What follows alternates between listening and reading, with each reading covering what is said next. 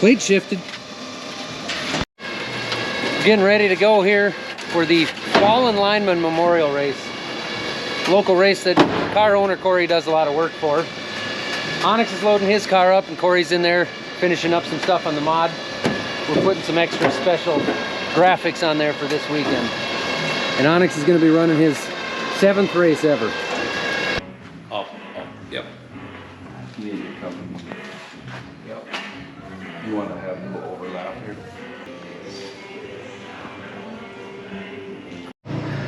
Well, here it is. This is it. We're winching it in right now. Actually, Corey's already headed to the track. Onyx's car and himself are headed up there. I'm just gonna winch it in, tie it down. Bin guys are going back there. Rhiannon came down to visit while we strapped it in. There is a solid chance of rain at the track we're headed to right now, so I really hope that can hold off. Since that last clip was taken, which my battery went dead during that clip, I set the GoPro on the back of the car, we strapped it down, we drove all the way to the racetrack, and we sat at the front gate while it poured rain for 20 minutes. Then they canceled the race for the night, moved it to middle of August. So we came back home, stuffed the B-Mod in here right on the trailer to get it out of the rain. Now it's a beautiful sunny day. Now we will go racing, but we don't have to unload anything. We're just gonna switch gears because the track we're going to tonight is our home track just up the road in Alexandria, Minnesota. It's a lot bigger track, big half-mile track. Still the Fallen Lineman Memorial, Fallen Lineman Special for the modified class. So we're gonna leave that body on. We're gonna go racing. Just a different track. Had to update you guys. Lost my GoPro because I left it on the back of the car. Gate was closed. We were on the way. My bad. Cat dog is here. She's doing well. She keeps screaming.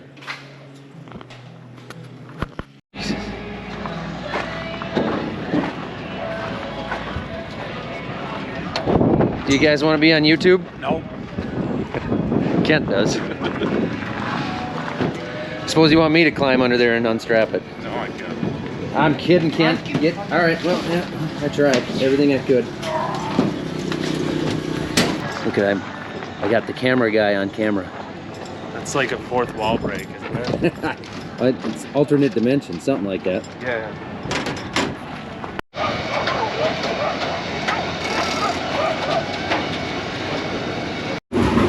So for this race being kind of a special deal with Corey putting together this deal and the new wrap on it and everything, I'm going to take it over on the other side of the grandstands where we have it on display for the crowd to kind of take a look at, talk about the Fallen Lineman organization and see what it's all about. They got some big boom trucks over there. There's going to be a lot of people kind of checking it out and just having fun before the race is trying to promote the organization and what they do.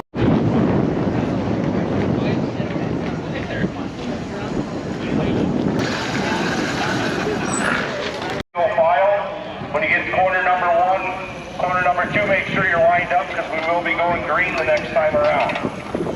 When the race is over... Where do you start? Last. Oh, that's right. Where are you going to finish? First.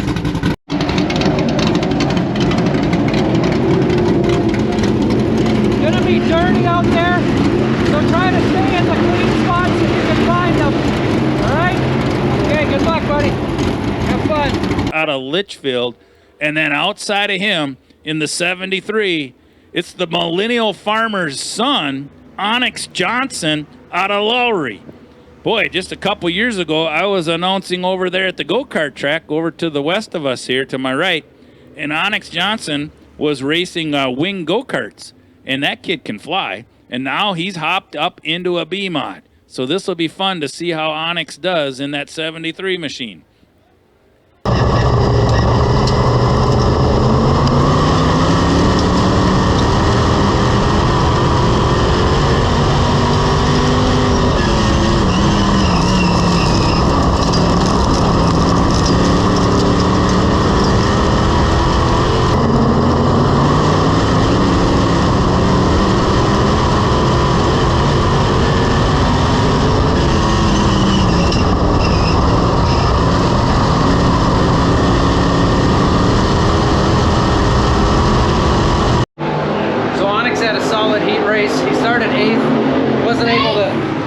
wasn't able to move up any more than from where he started, but he kept it smooth. He was getting comfortable. He started in the back on purpose. He'll start towards the back in the feature. Hopefully he'll get a little bit more comfortable. My heat race, on the other hand, I start on the pin, on the pole, inside the front row. A lot of heavy hitters in my heat race, and I need a top 2 to make the redraw. So in order to be able to start in the front 4 rows tonight, I've got to get a first or a second in this heat race, so no pressure, right? We made one little change to the car, hoping to unstick the right rear a little bit because it was too stuck the last time we ran this thing. So it was a good change. It worked at the flatter tracks, but for the high banks now, we moved it back. I've been racing a lot of years and I don't get nervous often, but this race, this one gets to me a little bit. I don't want to screw it up. We've come this far, everybody's done their part. Now it's up to me to make sure I don't screw it up. No pressure. All right, race fans, here we go. Heat number 1 for the Trailer Center Modified. Starting on the inside pole is going to be the 6X. Zach the Millennial Farmer Johnson out of Lowry. Outside of him in the 45 is Bob Broking out of Grand Rapids. Second row on the inside, the 36 machine of Danny Beyer. Outside of him, the 52 of Jason Tennis. Third row on the inside, car number 23, Matt Gilbertson. And outside of him in the 5H is Brett Hoyam. Then the 26G of Ryan Gerke and the 2J of Blake Jedvik. And here comes Justin with that Jetline sales and service green flag. And just like that, here we go. Danny Beyer charging hard in 1 and 2, and here comes Zach Johnson in the Fallen Lineman Special, the 6X, as him and Beyer are door and door as they go into 3 and 4. And Beyer finds his way around Zach Johnson as he slides into first place. So it's Beyer, Johnson, and here comes the 52 machine of Jason Dennis as he's moved up into 3rd. Followed by Matt Gilbertson and then Brett Hoyam. Danny Beyer has got the 36 machine cranked up here tonight as he's got the Lube Tech car number 36 right out in the front. Zach Johnson in 2nd, followed by Tennis, and here comes Hoyam in the 5. Hoyam getting really high in turn 4 as he spins out and heads into the wall. Looks like he didn't touch it. He stopped her just in time. And that's going to bring out our Shaw Construction yellow flag here with 5 laps to go as Danny Beyer has got that 36 machine. Danny Beyer. Well, Justin grabs that Jetline sales and service green flag and we come out of turn number 4 and here we go again. Beyer immediately takes to his line and takes off like a rocket ship as he goes flying. And here comes Gerke from the back of the pack as he's battling, charging hard as he goes into 3 and 4 as he slides into that 3rd place position right behind Tennis. And Gerke looks like he's not even lifting as he goes charging hard into 1 and 2 as he maintains that 3rd place position. Zach Johnson drops down low into 3 and 4. Danny Beyer, 3 laps to go as he wants to take home the Trailer Center Modified Heat number 1 win here tonight at the Viking Speedway. And Beyer is just hooked up, checked out, and gone. Man, sings it's like a blue streak when he comes by the flag tower. Here he comes. Jason Tennis in 2nd as he's trying to reel in Danny Beyer. Then you've got Ryan Gerke, the 26 machine. Now he started back in 7th place. He's moved all the way up into 3rd. And he's got the hammer down and he's door to door with Jason Dennis as he comes by the flag tower and Justin is waving that Boomerang Marine Sports white flag. 1 more lap to go. Gerke gets a little high. He gets around Tennis coming down the backstretch. Well, here comes your Trailer Center Heat winner number 1 in the modifieds, car number 36, Danny Beyer out of El Rosa, Minnesota. Wow, he cranked it up and then Gerke in 2nd.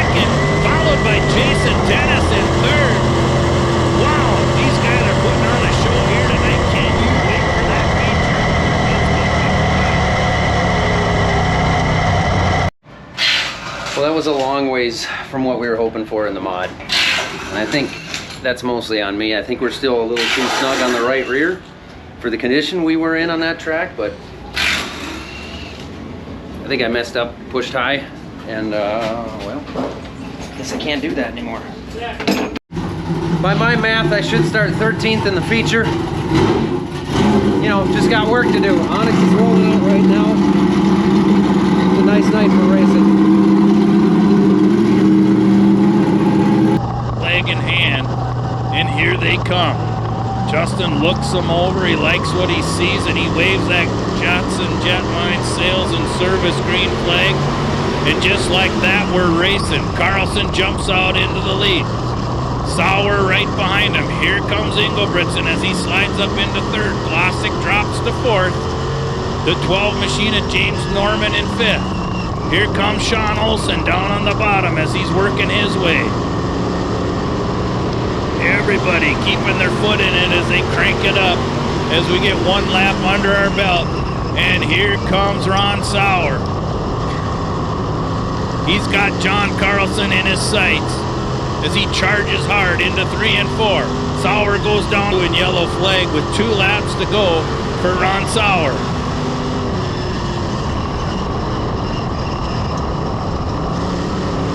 Glossick charges hard into 3 and 4. Here comes Sauer. Here comes the Boomerang Marine and Sports white flag.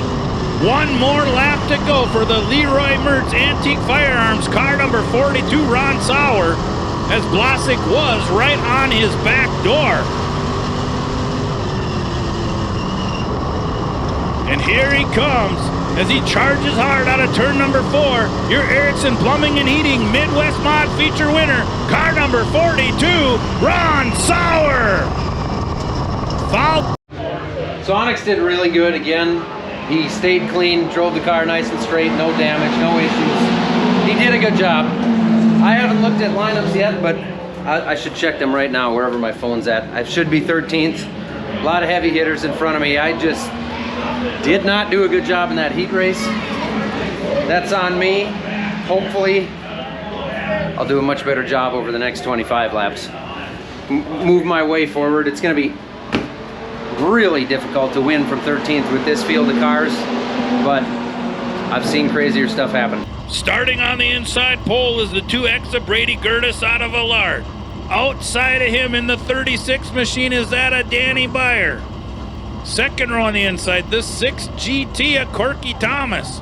Outside of him in the 2G, Brock the Rock Grunwald. Third row on the inside, the 26G of Ryan Gerke, and outside of him in the 18A is that of Landon Atkinson out of Little Falls. Fourth row on the inside, car number 21X, Travis Sauer out of Elizabeth, and outside of him in the 4J is Lee Gross out of Watertown, South Dakota. Fifth row on the inside, car number 52, Jason Tennis out of Garfield, and outside of him in the 33X is that of Justin Fremming. Sixth row on the inside, the 45J of Johnny Broking out of Grand Rapids. Outside of him in the 9E is Don Ishins out of Richmond, Minnesota. Starting in the 7th row, car number 6X, they call him the Millennial Farmer, Zach Johnson. Outside of him in the 9B is Brendan Blossick. For abreast, stand up, cheer hard, wave hard, let's get ready for one heck of a feature here tonight at the Viking Speedway. Well, here comes Gertis, here comes Bauer. Justin waves the green flag and we go green.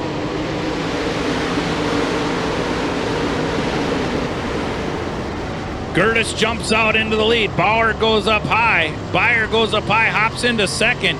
Here comes Gertis as he's 3 abreast with Grunwald and Corky Thomas as they go Chuck Bauer, Gerke, Grunwald, and Tennis as everybody is trying to reel in the 2X machine of Brady Gertis, and there comes a shock construction caution flag with 20 laps to go. As we're going to get these, we go. Justin grabs that Jetline Sales and Service green flag as Brady Gertis brings him out of turn number 4 and he lets it loose again. And here we go. Sauer pops into that second place position as he goes charging hard into 1 and 2. So it's Gerda, Sauer, Beyer, Gerke, and Tennis, followed by Fremen. Got a spin out on the backstretch there.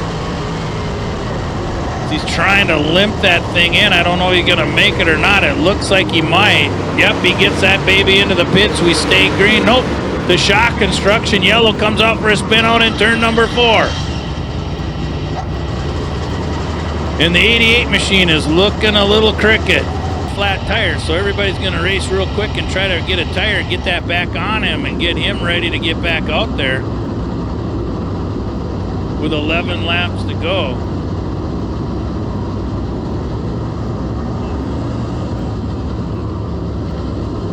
Still under caution.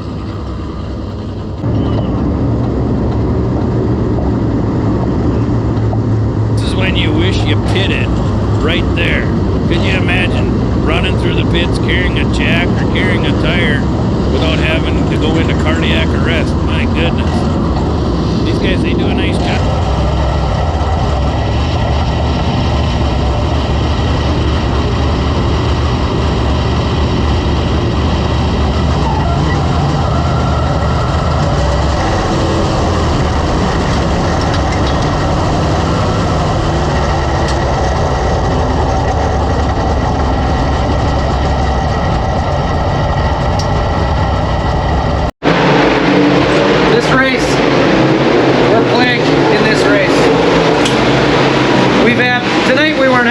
Anyway, but we have had tons of good runs in this race and had one thing or another always bite us. We weren't that good tonight, but a guy in front of me down the backstretch, his hood came up. He was trying to get off the track, the 18 car. He was just trying to get out of the way. And I got into him. He slowed me down. The two guys behind me split me. And I'm hoping the guy on the outside going into corner 3 didn't know that we were 3 wide. Because he really ran me down at the tires. Whoever was on the inside was as low as he could possibly go, and I was as close to him as I could get. The guy on the outside clearly didn't want the outside, so he pinched me. I was the sandwich in the middle, and we all ended up going for a ride. It could have been a lot worse. We changed the tire, but our front end is all messed up. We got, I'm guessing, 2-3 inches of toe in, so the front tires are pointed at each other. I could tell something wasn't right. It wasn't worth wrecking more stuff. That's how it goes sometimes. Stupid sport. I wouldn't, Here comes the madness. I'm sure someday it's probably didn't like that other tire they put on for you. going. Well, once you get this one off the ground, you don't need it.